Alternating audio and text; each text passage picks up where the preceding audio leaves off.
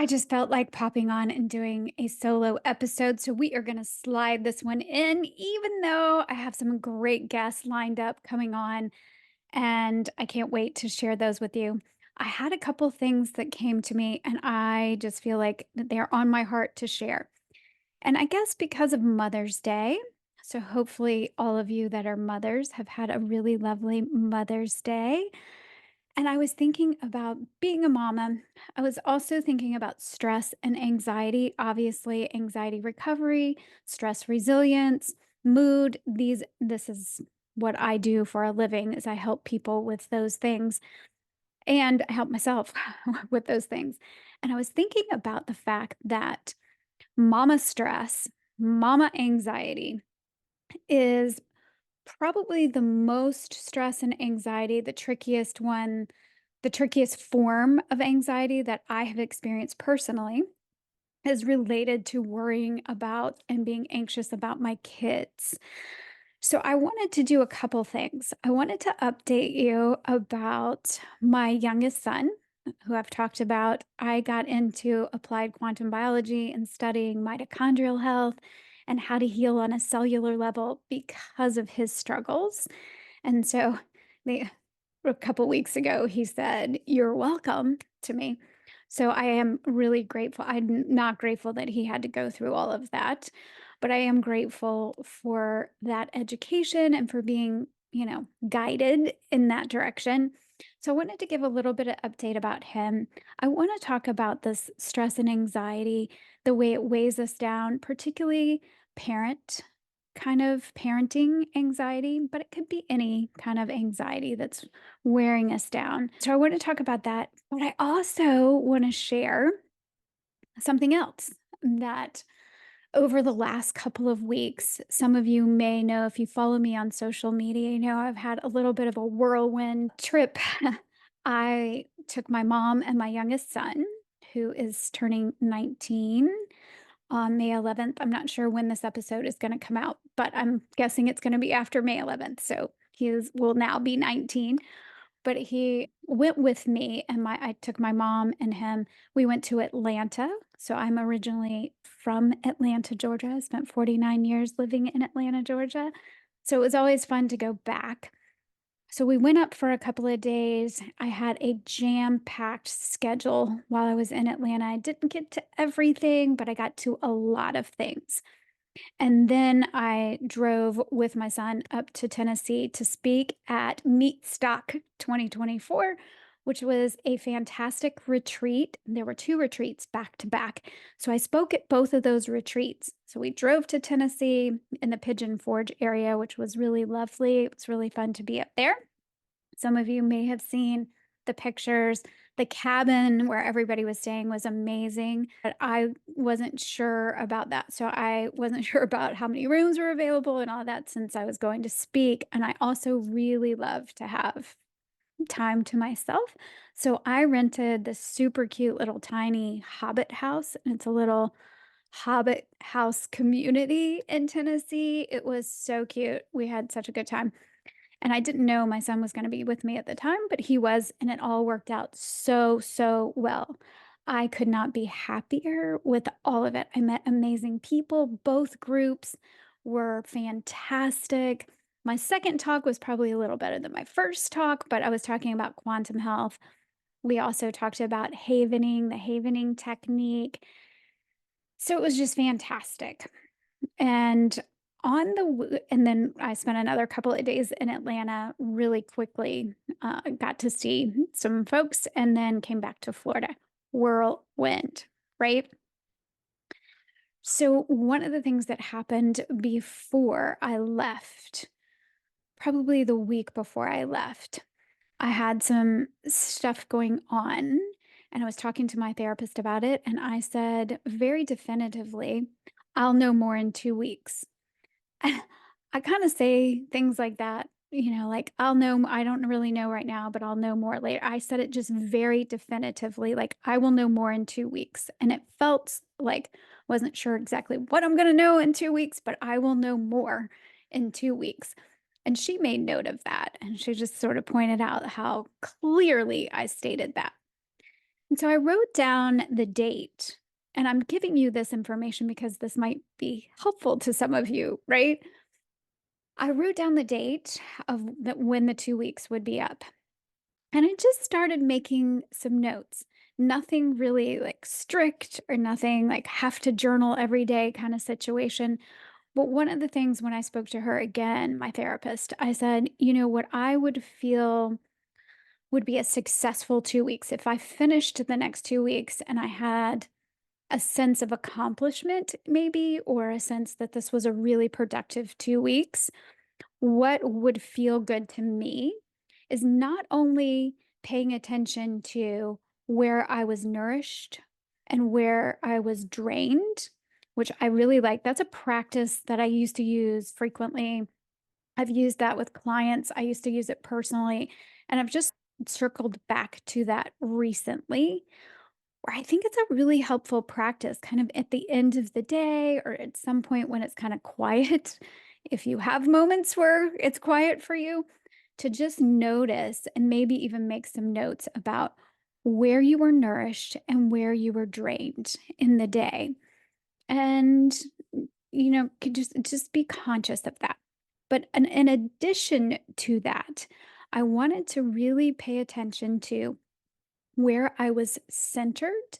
And I call that kind of true north, where I really felt centered in myself, where I got knocked off of center, and then how I got back on, or how I regained my centeredness back to my true north. Because I always do.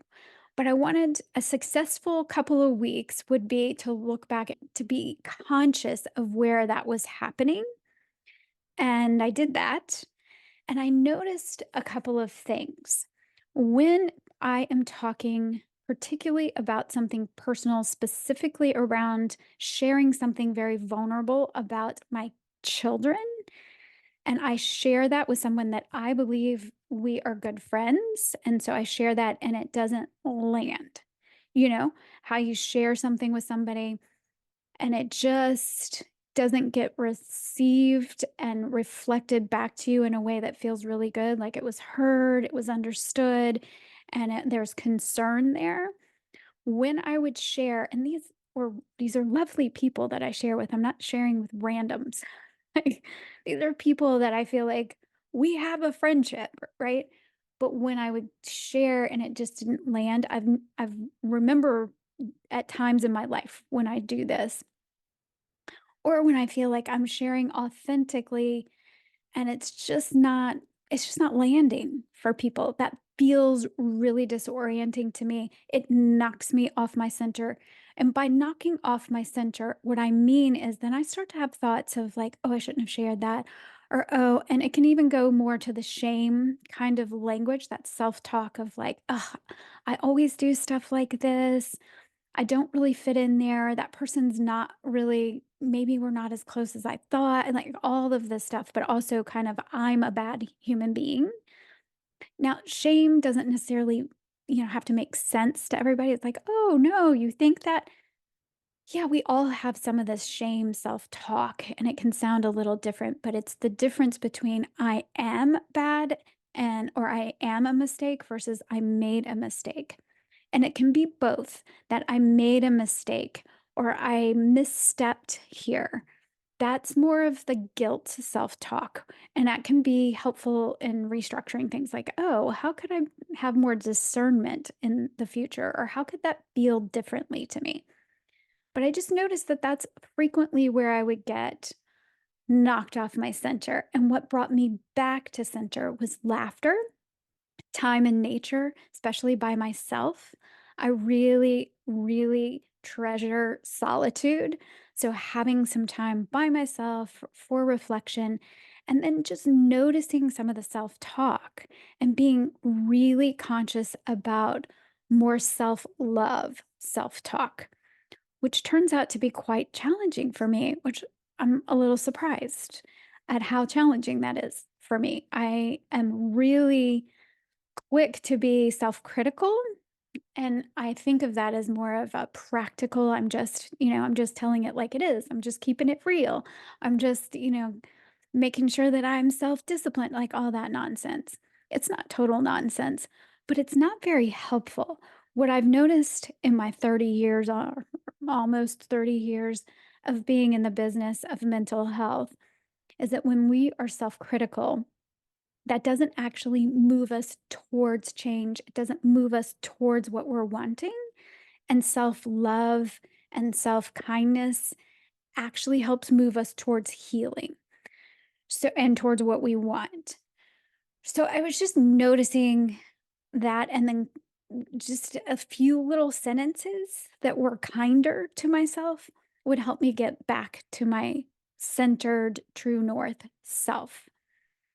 But I also wanted to share with you that being with inspiring people and having this incredible experience with my youngest son, I was really trying not to have an agenda, but, as a mama, you kinda sometimes have an agenda, not just as a mother, as a human being that's wanting something to happen, like, we can tend to have a bit of an agenda, and I was really trying to let that go. I just invited him to come with me to Tennessee.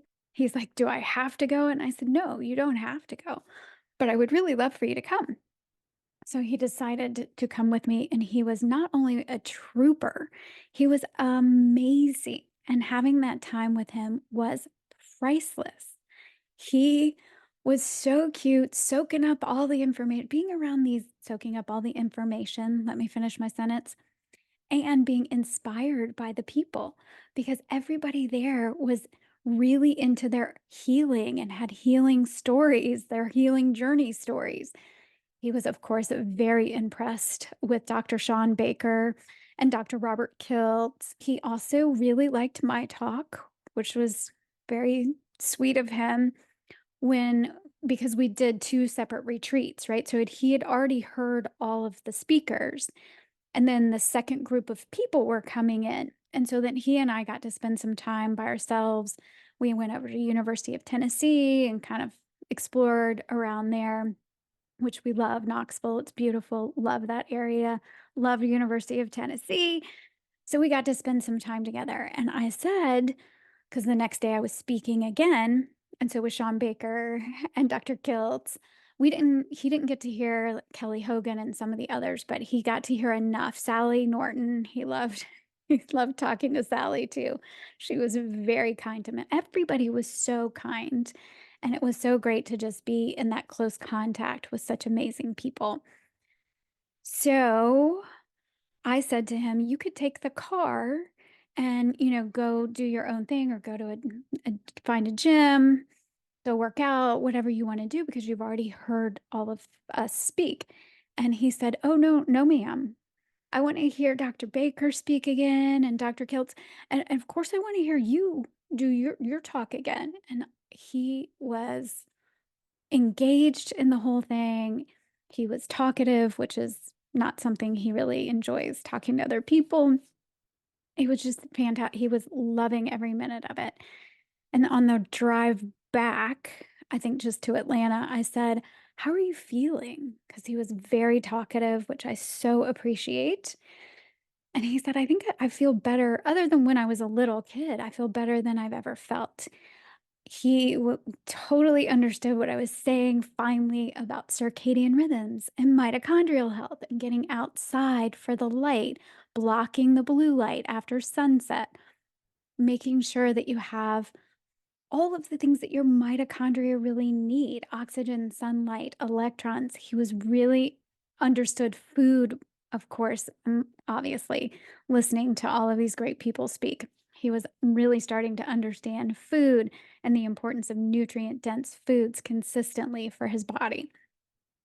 Oh, Michelle Hearn's there. I mean, everybody, it was just an all-star cast. It was beautiful, wonderful. Wired for Healing put on the retreat. Jen and Scott, love them. It was just fantastic. Can't say enough great things. And the reason I wanted to give you the update is because I think I lost maybe 4 pounds. I don't really do a lot of weighing, but I came back and I was just sort of surprised at how much better I was feeling too. And I think I didn't do anything differently, with I actually exercised less, but I didn't do anything differently with my food or anything like that. I just felt less stressed. So I created my stress management course, the Quantum Stress Management 21-day reset, because during the most stressful time of my life, when I kept talking about when Peyton was ill and having lots of chronic health issues, all of these tons of anxiety and panic attacks, and I could not I specialize, y'all, I specialize in anxiety recovery, and I was struggling to help him to find the answers.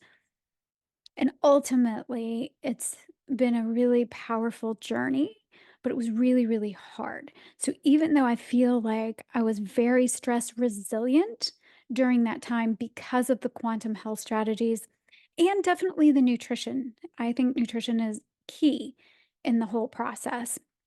But the quantum health strategies were really catapulting me, leveling up my stress management. And I felt very stress resilient, but, when even when you're trying to not carry stress, when you're trying to turn it over to your higher power, God, or meditate or do whatever it is that you do to be less stressed in your life, when we carry, especially when something is so important to us, and we really, I mean, do we have control over anything? I don't know, maybe ourselves as a little bit, but when you don't have control over what's happening and it's so important to you and you feel so stressed about it, even if you're trying to do things about that, we're still carrying that. And I keep saying over and over again, do not ever underestimate what stress can do to the body, what it does to tear down a body. And I'm not talking about eustress, EU stress, EUSTRESS. That is the useful kind of good stress. I'm talking about distress. When our body is in fight or flight, we've got a lot of danger signaling still going on. Even if we're doing all the things, the quantum health things, the nutrition, exercise, we've got it all dialed in, we can still feel weighted down and have danger signaling on a cellular level going on. And what I feel like happened is that a lot of that was released. Just having this really special time with well, there were a lot of people there, but having this special time with Peyton and myself and my beautiful friend Sarah was there, and she was so helpful just talking to Peyton. And JC, Lady Carnivore, was there, and she's amazing. Like all these amazing people being so kind to me, to him, was wonderful. And I feel lighter because of that. So I think what wanted to just talk about, just say the practice of noticing what was nourishing, what was draining, just normal stuff throughout the day, but also where was I centered? Where did I feel the most grounded and clear and true to myself? Where did I feel like I got knocked off? What was that? Contextualize that some a bit, what was going on? And then what were the thoughts around that, all that? And then how did I get back to my grounded, centered, true north self, authentic self? What were how do you, because sometimes when we're off kilter, when we're out of our center, then to pivot back, that's always been an interest of mine. Like, how do we, as human beings, pivot? When you're spiraling, how do you pivot out of that? How do you get yourself out? And JC, Carnivore, I used to say carnivore, which apparently is wrong. Lady Carnivore, adorable JC, love her so much. She did the joy plan. She talked about the joy plan. And I just really appreciate this idea of consciously pivoting, creating a plan for more joy, vitality, inner peace. I personally have found that in the quantum health stuff and some nutrition, but definitely in time in nature, my relationship with light, respecting and honoring the dark, really supporting my circadian rhythms, making sure that my mitochondria have everything they need and turning down the danger signaling, cellular danger signaling, turning up the safety signaling. Sorry, blanked there because I was thinking nature. Nature is a safety signal in and of itself. So just getting outside is a way to pivot. Getting your light right. You get your light right, you get your vibe right. You get your vibe right, you get your life right. It's amazing.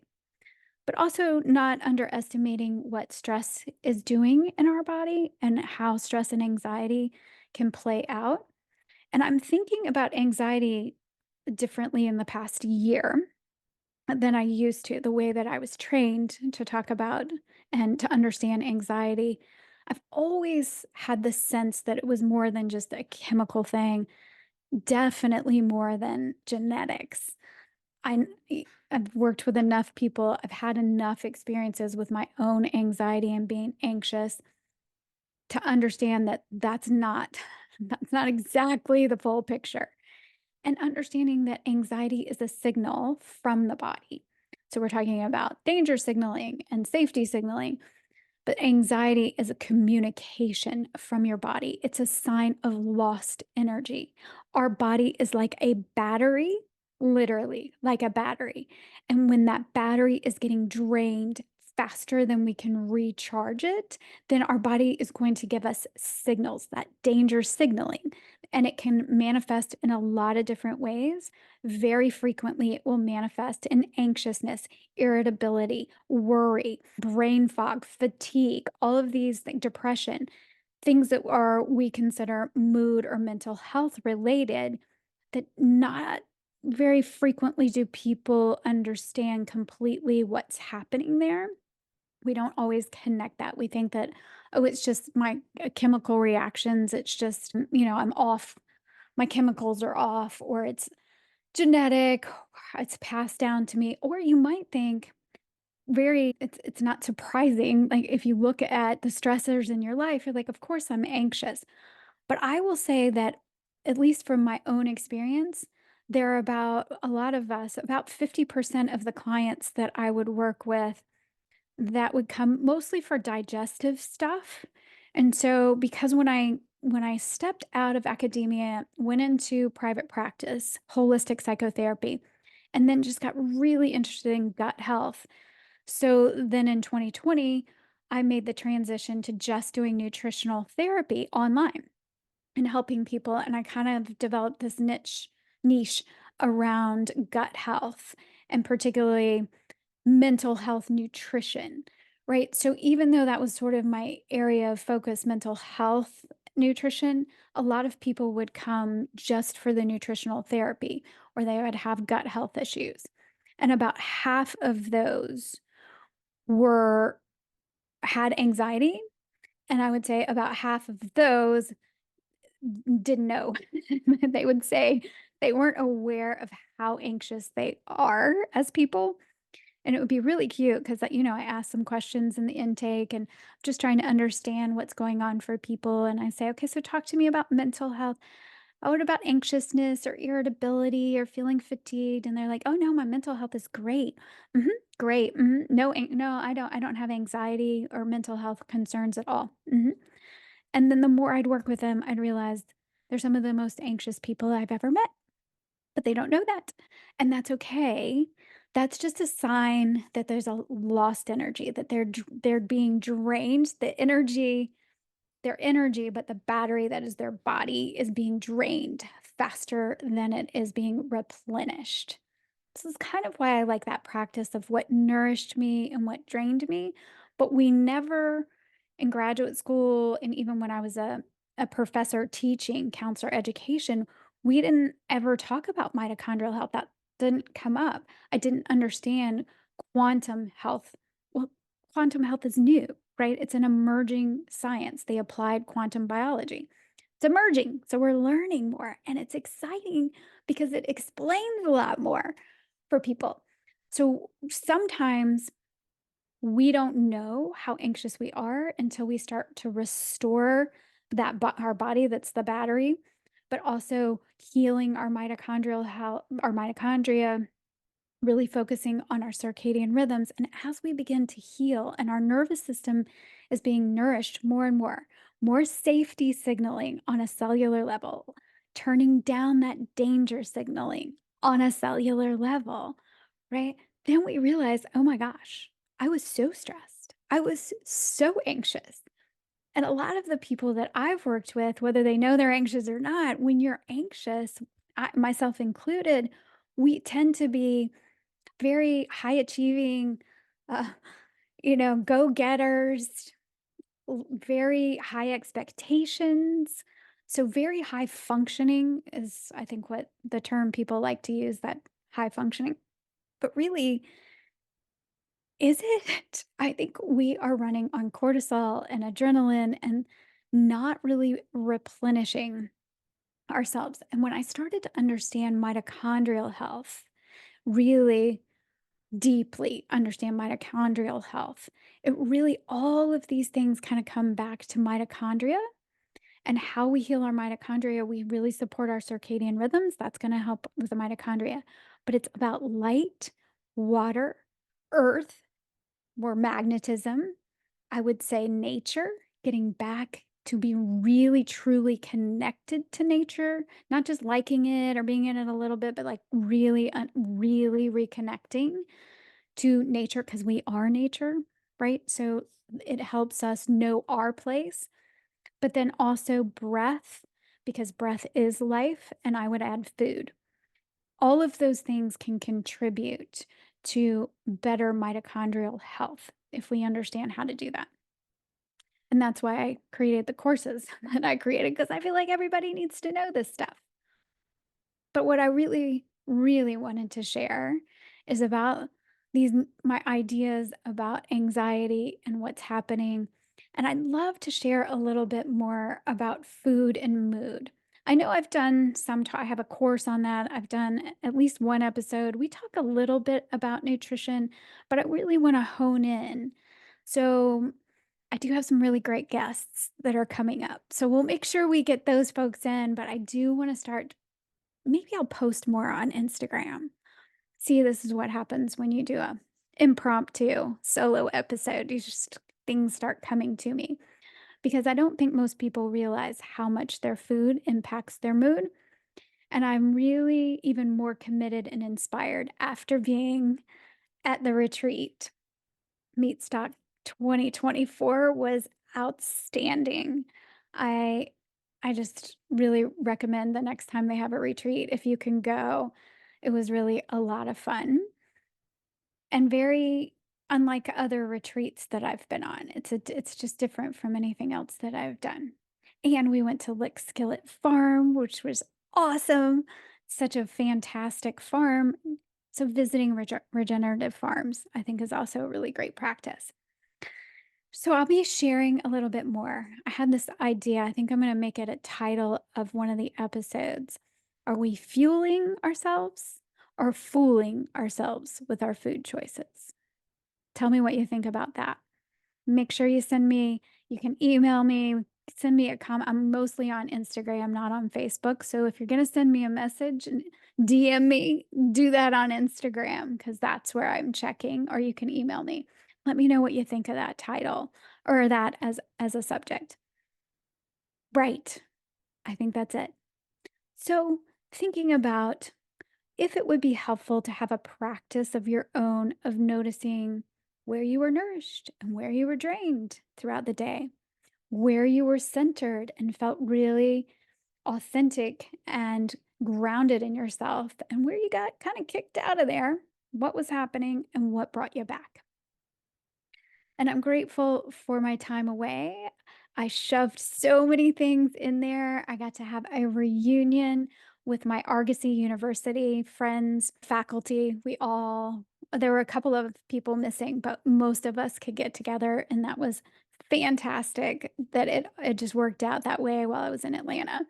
I got to see Sarah Kleiner and have a beautiful hike with Sarah Kleiner, which was fantastic. I made dinner for Dr. Stephanie Rimka.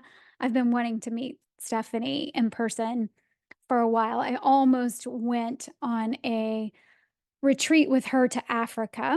so a carnivore retreat with her in Africa, and it didn't work out. It was right when COVID hit and all that sort of stuff. So I have known her about her and had some communication with her. But so I made her food. She came over. That was great.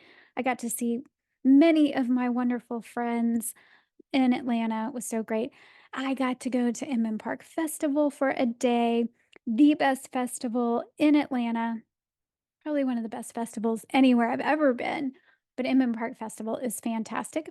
My favorite jewelry artist, Amy with Throwing Stars, was there. I got new jewelry and yeah, so it was fantastic. And then a week in Tennessee with my kiddo who's doing so, so, so well. I'm going to knock on some wood.